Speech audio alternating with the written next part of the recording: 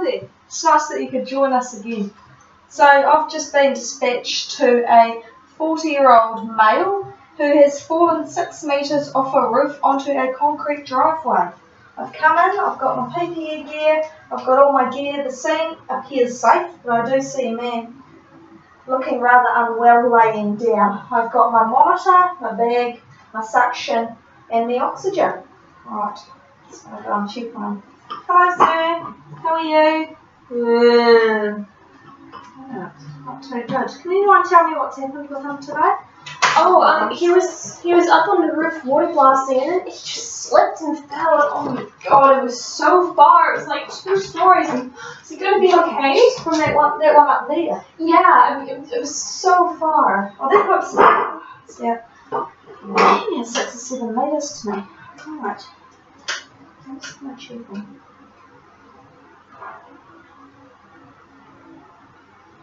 He's breathing reasonably. It's a wee bit irregular though. Just going to feel around his head and neck. Right. I do feel quite a body patch under there. He's posturing and extending a wee bit, isn't he? He's kind of quite tense. Yes, no, don't be combative today, sir. No. A wee bit restless there. Right, I'm just going to get my monitor on him real quick.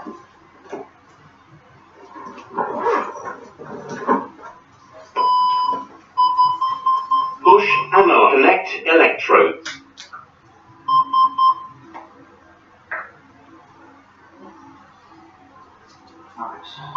Right arm. Left arm. Left leg. Right, sir. Help is here.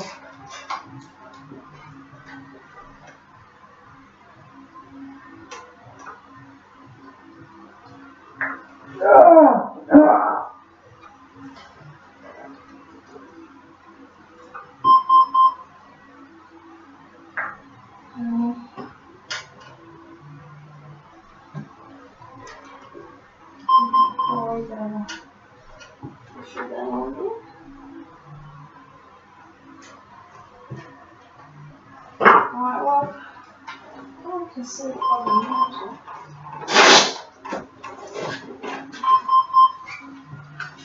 Just turn that alarm off.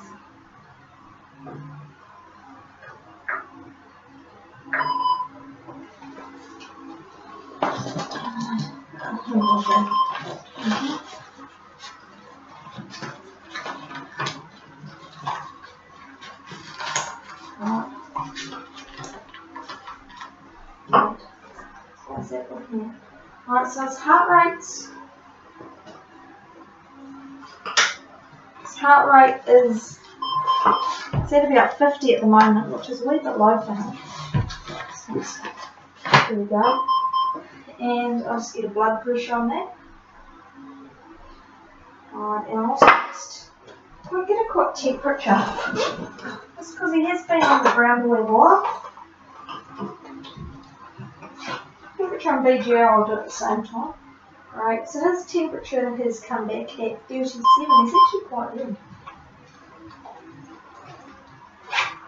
Alright, so I'm just going to call back up. AT1 calls codes. AT1, go ahead.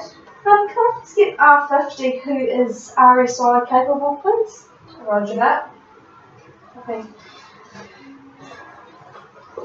And a quick BGL on him. Alright, so let's come back at 7.6.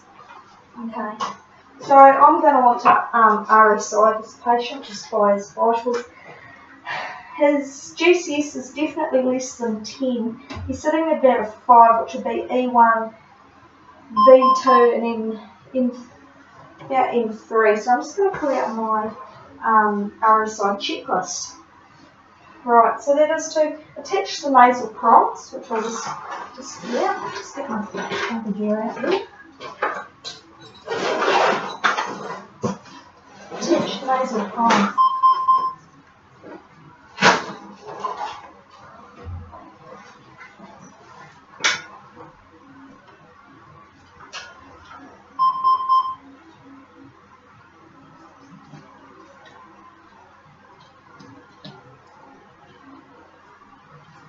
That's fine for now. So I'm going to pre-oxygenate the reservoir mask at 10 litres a minute. Which I just had. There it is.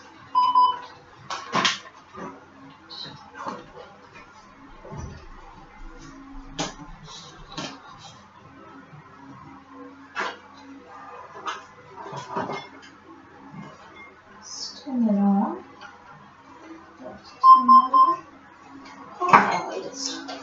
We want that back to inflate. Fantastic. Okay, so we've got the monitoring, we've got 3 lead on here, we've got his blood pressure on, and let's get his SpO2 on.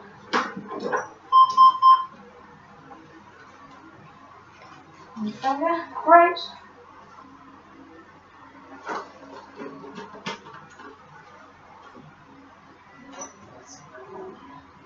Alright.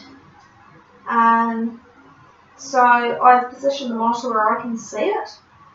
I also want the end tidal is here and it is ready to go. Just see. End tidal. Where did you put the end tidal? It's in the bag. It's plugged in. Oh, thank you, Katrina. Oh, so the end tidal is ready to go. Absolutely. Position monitor. I'm just going to get IV access in 2 sites. Alright, so we're just going to have a wee sharp scratch coming. Just going to have my line going and ready to go.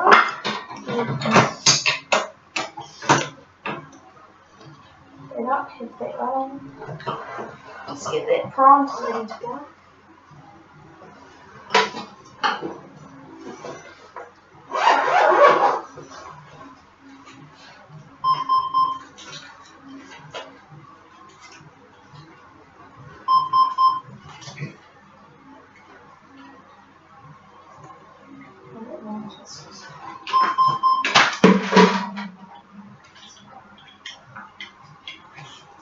A little bit around there.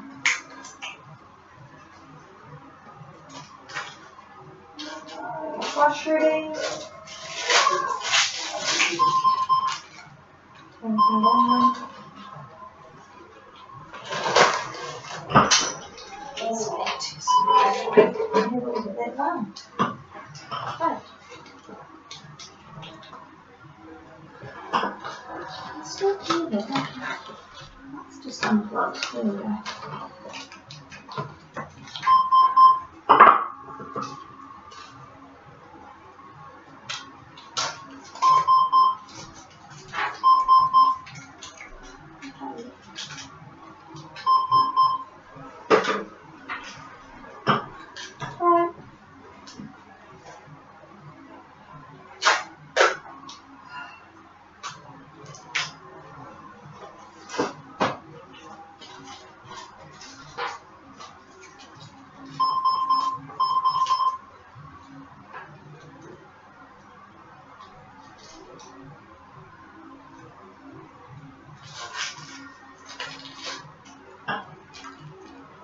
Cool. I'm just going to take this off. Alright, so sharp scratch coming.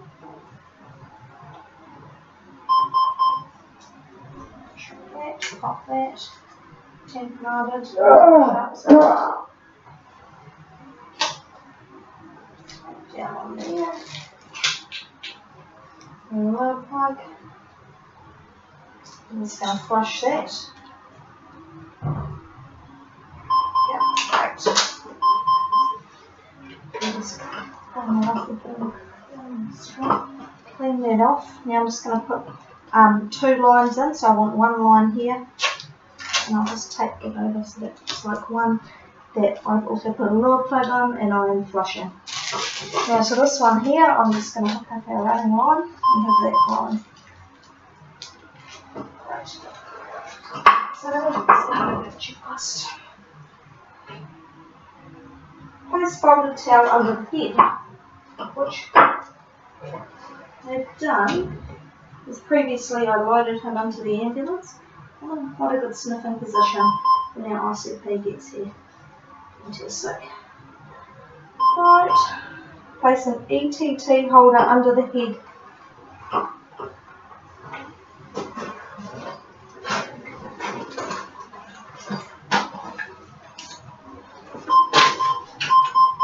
That under here. So it's good to go.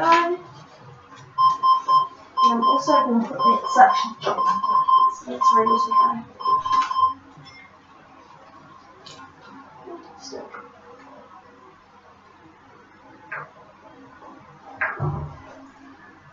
Right. Suction is working and I've put that under the head. Prepare the manual ventilation bag, which is here, and it also has the PEEP valve attached to it.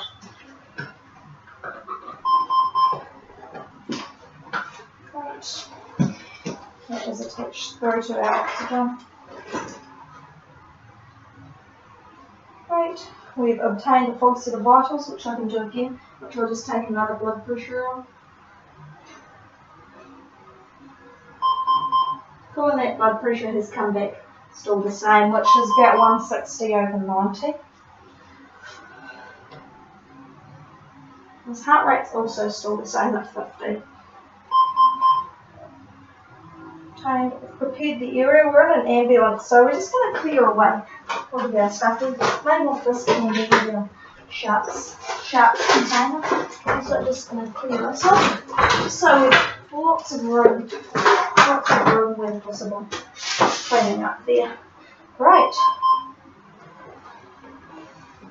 So with these, there's other things that we can assist the ICP in, such as burp during a laryngoscopy, which is where we can just put a wee bit of cricoid pressure just so we don't get air into the gastric way.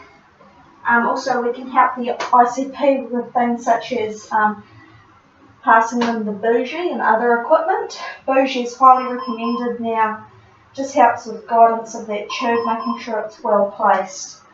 We can assist also the ICP with failed intubation drill, which is such as when they're unable to visualise the cords within 15 seconds. So we can also help them with that by putting our hand here. They'll often tell us where they want us to move it to help them visualise the cord and move across. Also, that can be within 30 seconds that the tube is also not going in well. They can be then manually ventilated with something like an OPA. Could put in an MPA. There can be one retry with the bougie, and we can also look at adjusting their position. So they may not be in a good enough sniffing position for the cords to be exposed. Also, they will have a look at the end tidal CO2. So they'll either decide to continue with manual ventilation, or they'll remove the ETT tube. They can use an LMA, OPA. They can also continue basic airway management or consider I can't say the word and we can also assist with this, such as handing them scalpels, the needle to put in. They'll give us instructions on what they want, but we need to be very proactive and ready and know where their gear is. Thank you.